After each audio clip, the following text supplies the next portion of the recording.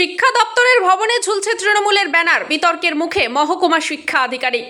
সরকারি অফিস আর তৃণমূলের কার্যালয় এখন এক হয়ে গেছে, কটাক্ষে বিজেপি। এসব বিজেপি সিপিএমেরই কাজ, পাল্টা অভিযোগ তৃণমূলের। বিষয়টি আমাদের জানা নেই, এমনটাই দাবি করছেন মহকুমা শিক্ষা আধিকারিকরা। তৃণমূলের শহীদ সমাবেশের 4 দিন পরে দুর্গাপুরের 32 নম্বর ওয়ার্ডের পলাশডিহায় দুর্গাপুর চক্রের অবর বিদ্যালয় পরিদর্শক ও চক্র উন্নয়ন আধিকারিকের ভবনের সামনে দেখা গেল ঝুলছে 21শে জুলাই ধর্মতলা চলো রাজনৈতিক ব্যানার। সৌজন্যে পশ্চিমবঙ্গ তৃণমূল শিক্ষক সমিতি কর্তৃক প্রচারিত। স্কুল ইন্সপেক্টরের অফিসে ঢোকার ঠিক মুখেই টাঙানো রয়েছে এই ব্যানার, যাকে ঘিরে শুরু হলো বিতর্ক।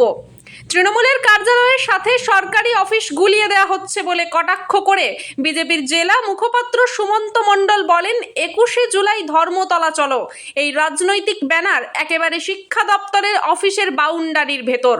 সমস্ত সরকারি অফিসগুলো তৃণমূলের দলীয় কার্যালয় করার চেষ্টা করছে তৃণমূল নেতারা। এর বিরুদ্ধে প্রতিবাদ করতে হবে, আমরাও প্রতিবাদে নামব।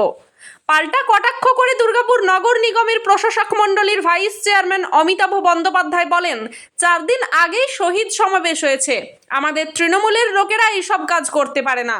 প্রচারের আলোয় আসার জন্য বিজেপি আর সিপিআইএম মিলে এই ব্যানার সরকারি অফিস ভবনে টাঙিয়ে দিয়েছে। সরকারের কাজকে কালিমা লিপ্ত করতে চাইছে তারা।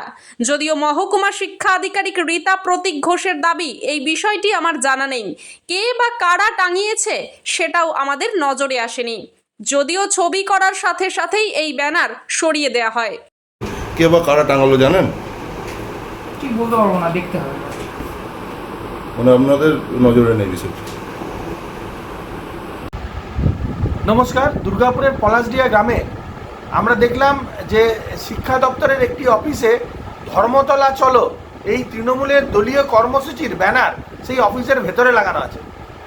এ থেকে প্রমাণিত হচ্ছে যে পশ্চিমবঙ্গের মাননীয় মুখ্যমন্ত্রী যেভাবে বাঙালি এবং বাংলাদেশিদের গুলিয়ে দিয়েছিলেন, ঠিক তেমনিভাবে দল মানে তৃণমূল দল এবং পশ্চিমবঙ্গ সরকার এটাকে গুলিয়ে দিতে চাইছেন। এবং কোথাও না কোথাও এই সমস্ত যে অফিসগুলো সেগুলো তৃণমূলের পার্টি অফিসে পরিণত করার চেষ্টা করছে ধীরে ধীরে, এটা থেকে প্রমাণিত।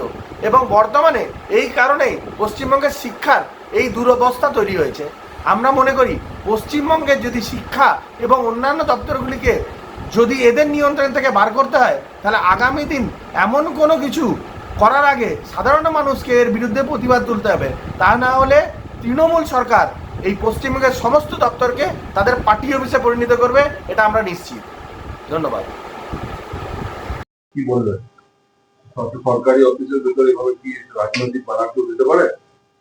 আজকে 25 তারিখ, ধুলোড় হয়ে গেছে।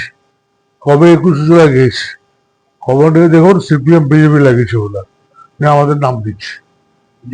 এত ননসেন্স আমাদের তৃণমূলের লোক নাই যে 25 তারিখ পর্যন্ত ব্যানার টানা থাকবে, তারপর শিক্ষা দপ্তরে প্রেসের তো ভয় আছে সবাইকে, ভয় নেই তো ওরা প্রেসকে দেখাবার জন্য এসব করেছে।